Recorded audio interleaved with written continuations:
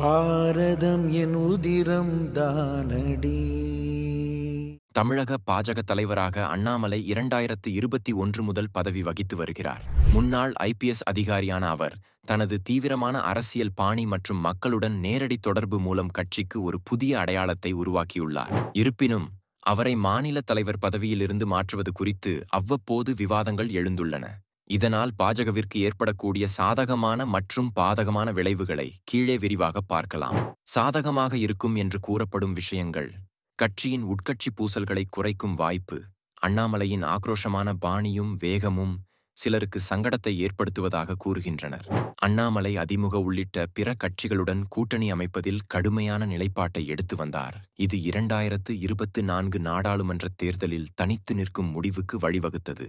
அவரை மாற்றுவதன் மூலம் அதிமுக அல்லது பிற பிராந்திய கட்சிகளுடன் கூட்டணி பேச்சுவார்த்தைகளை எளிதாக முன்னெடுக்கலாம் என்று அரசியல் நோக்கர்கள் கூறுகின்றார். அண்ணாமலையின் சர்ச்சைக்குரிய கருத்துக்கள், அதாவது ஜெயலலிதா பற்றிய பேச்சு, திமுகவை கடுமையாக விமர்சித்தல் போன்ற சில எதிர்மறை பிம்பத்தை உருவாக்கியுள்ளது. அவரை மாற்றுவது கட்சியை மென்மையான மற்றும் பரந்த அளவிலான மக்களை அணுகக்கூடிய இமேஜுடன் மறுவடிவமைக்க உதவலாம்.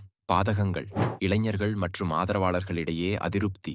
அண்ணாமலை தமிழகத்தில் இளைஞர்கள் மற்றும் பாஜகவின் அடிமட்ட தொண்டர்களிடையே பெரும் செல்வாக்கு பெற்றவர். அவரது நடைப்பயணம், என் மண் என் மக்கள் மற்றும் சமூக ஊடக பிரச்சாரங்கள் கட்சியை புதிய தலைமுறையிடம் கொண்டு சேர்த்தன.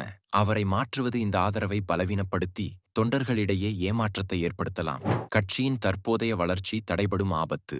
2021க்கு பிறகு அண்ணாமலையின் தலைமையில் பாஜக தமிழகத்தில் குறிப்பிடத்தக்க வளர்ச்சியை பெற்றுள்ளது.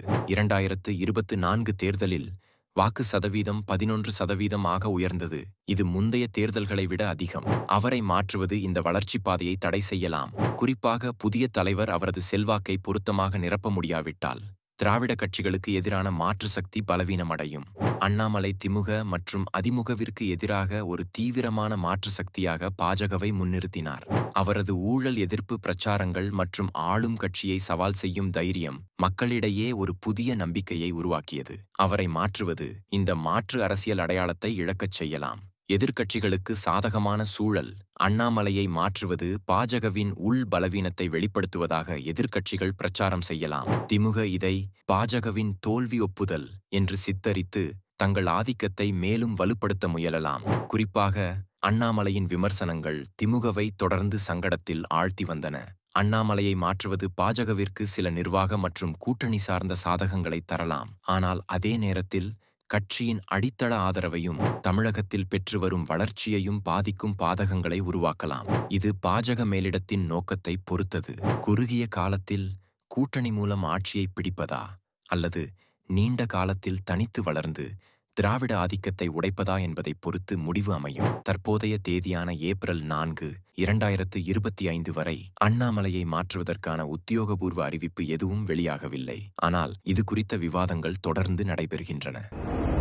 மேலும் இது போன்ற வீடியோக்களை காண தேசியவாத நியூஸ் யூடியூப் சேனலை சப்ஸ்கிரைப் செய்யுங்கள்.